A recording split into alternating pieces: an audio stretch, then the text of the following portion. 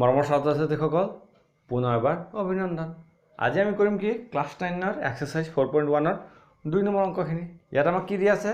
এটা আদৰ্শ ঠাঁচ দিয়া আছে ৰৈখিক সমীকৰণৰ। ঠিক আছে, সেই আদৰ্শ ঠাঁচৰ লগত তুলনা কৰি আমি বাকী ৰৈখিক সমীকৰণৰ কি উলিয়াম? এ বি চিৰ মানবিলাক উলিয়াম। ঠিক আছে, এতিয়া মন কৰা হয়নে?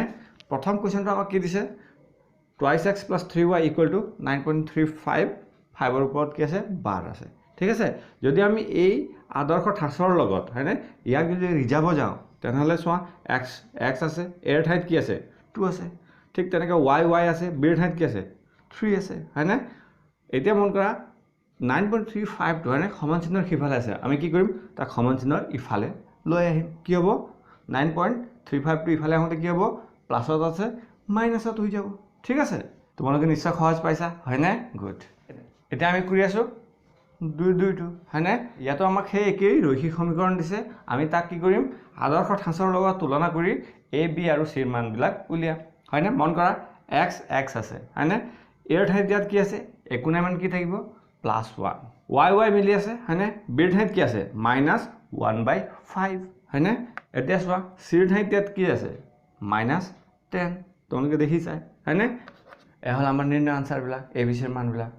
তোমালোকে নিজেই কোৱা এইবিলাক অংক টান হয় জানো? হয়নে? 5-6ৰ অংকতকৈ লাগিলে এইবিলাকেই সহজ নহয় জানো? এতিয়া মন কৰা আমি কৰি আছোঁ 3 নম্বৰ অংকটো হয়নে? আমাৰ ধ্ৰুৱক পথটো 6টো সমান চিহ্নৰ সিফালে আছে, আমি তাক ইফালে লৈ আহিম। এতিয়া মন কৰা এৰ ঠাইত কি আছে? -2, বিৰ ঠাইত কি আছে? +3, চিৰ ঠাইত কি আছে? -6। এতিয়া তোমালোকে নিজে ক'বা ছাৰ এই অংকখিনি আমি টান পোৱা নাই হয়নে? এতিয়া আমি কৰি আছোঁ 4 নম্বৰ অংকটো হয়নে? ইয়াক আমি কি কৰিম?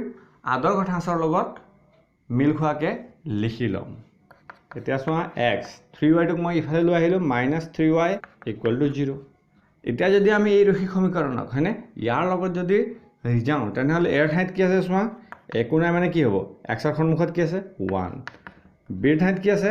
মন কৰা y মিলি গ'ল, বিৰ ঠাইত কি আছে? বিৰ ঠাইত -3 আছে। আৰু চিৰ ঠাইত কি আছে? চি ইয়াত একোৱেই নাই, গতিকে নথকা টাৰ্মটো আমি কি লিখিম? 0 লিখি দিম। বুজি পাইছা? গুড। এতিয়া আমি কৰিম 5 নম্বৰ অংকটো। ইয়াক প্ৰথমে কি কৰিম? ৰৈখিক সমীকৰণৰ আৰ্হিত সজাই ল'ম। 2x - 5yটো ইফালে আহিলে +5y = 0। ঠিক আছে, এতিয়া আদৰ্শ ঠাঁচৰ লগত তুলনা কৰা। এৰ ঠাইত কি আছে? 2, বিৰ ঠাইত কি আছে? 5, চিৰ টাৰ্মটো আমাৰ ইয়াত নাই, নথকা টাৰ্মটো আমি কি লিখিম? 0। চোৱা আদৰ্শ ঠাঁচৰ লগত ঠিক একেধৰণে আছে, গতিকে আমি ইয়াক তুলনা কৰি দিব পাৰোঁ। চোৱা এৰ ঠাইত কি আছে? 3, বি হয়নে? y টাৰ্মটো ইয়াত আছে জানো? নাই, গতিকে আমি বিটো কি লিখিম? নথকা টাৰ্মটো আমি কি লিখিম? সদায় 0 লিখিম। তাৰমানে মনত পেলাবা বিহুৰ সেই লাড্ডুটো।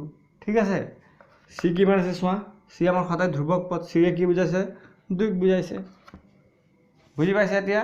গুড। এতিয়া আমি কৰি আছোঁ 6 নম্বৰ অংকটো হয়নে? ইয়াক আমি কি কৰিলোঁ? প্ৰথমে আদৰ্শ ঠাঁচৰ লগত মিলাই ল'লোঁ। আদৰ্শ ঠাঁচৰ লগত একেধৰণে আছে।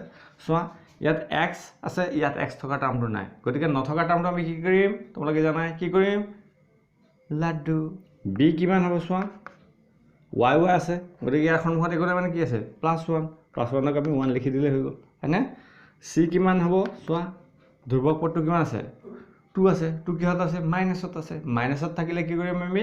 মাইনাছৰ সদায় লিখিম -2। এতিয়া তোমালোকে নিজেই কোৱা এই অংকখিনি কেনেকুৱা? তোমালোকে নিশ্চয় ক'বা নাই ছাৰ এই অংকবিলাক আমাৰ কাৰণে ভাতৰ লগত পানী খোৱাৰ নিচিনা হয়নে? তাৰমানে তেনেই সহজ হয়নে? এতিয়া তোমালোকে কি কৰিবা? লাষ্টৰ এটা মই এৰি দিছোঁ, সেইটো তোমালোকে নিজেই কৰা, তাৰমানে তোমালোকৰ কাৰণে হোমৱৰ্ক। ঠিক আছে, লগতে তোমালোকে কি কৰিবা? যিমান পাৰা হয়নে ভিডিঅ'বিলাক শ্বেয়াৰ কৰা, ছাবস্ক্ৰাইব কৰা। ঠিক আছে, থেংক ইউ।